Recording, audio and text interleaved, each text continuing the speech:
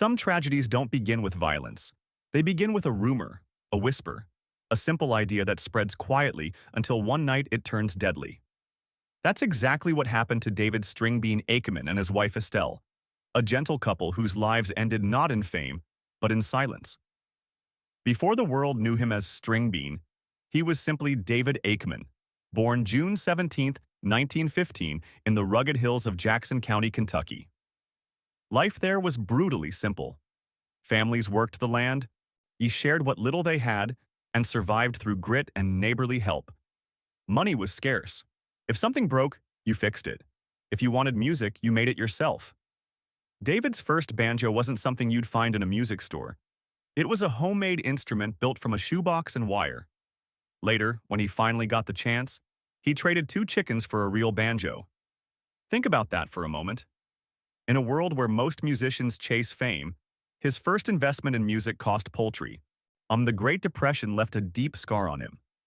He watched banks collapse and neighbors lose everything overnight. That kind of fear doesn't fade easily. Even after success arrived, he never fully trusted financial institutions again. But music slowly changed his life. Not just because he could play the banjo, but because he could make people laugh. Stringbean had a rare gift. Between songs, he told jokes, cracked stories, and entertained audiences with an awkward charm that felt completely genuine. Even his stage name was an accident. During an introduction, someone mistakenly called him Stringbean. The nickname stuck, and soon the skinny banjo player became a beloved figure in country music. His career grew through radio, live performances, and eventually the legendary Grand Ole Opry. On stage, he wore oversized shirts, floppy hats, and suspenders that made him look intentionally silly. But the act worked. Audiences adored him. Behind the curtain, however, his life remained simple. In 1945, he married Estelle Stanfill, a quiet woman who preferred privacy over attention. Instead of moving into luxury, they chose a modest log cabin in Ridgetop, Tennessee.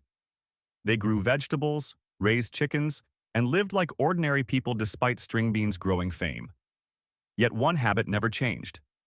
His distrust of banks meant he kept cash hidden around the house, inside boots, walls, furniture, or even the chimney.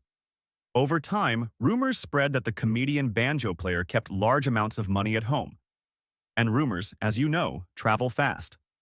On November 10, 1973, after performing at the Grand Ole Opry, Stringbean and Estelle returned to their cabin late at night.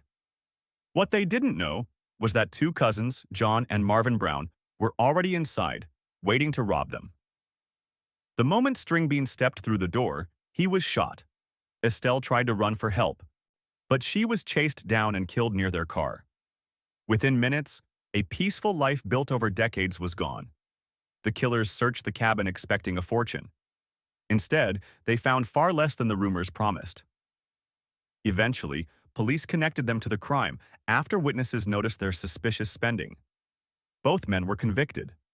John Brown received 198 years, while Marvin Brown later died in prison. Investigators later discovered nearly $20,000 hidden around the cabin. And in 1996, during renovations, another stash was found, but the money had rotted beyond use.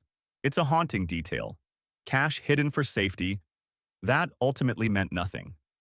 Today, fans remember Stringbean not for the tragedy, but for the laughter he brought to country music stages. Yet his story leaves behind a quiet warning. Sometimes the smallest rumors can change lives forever.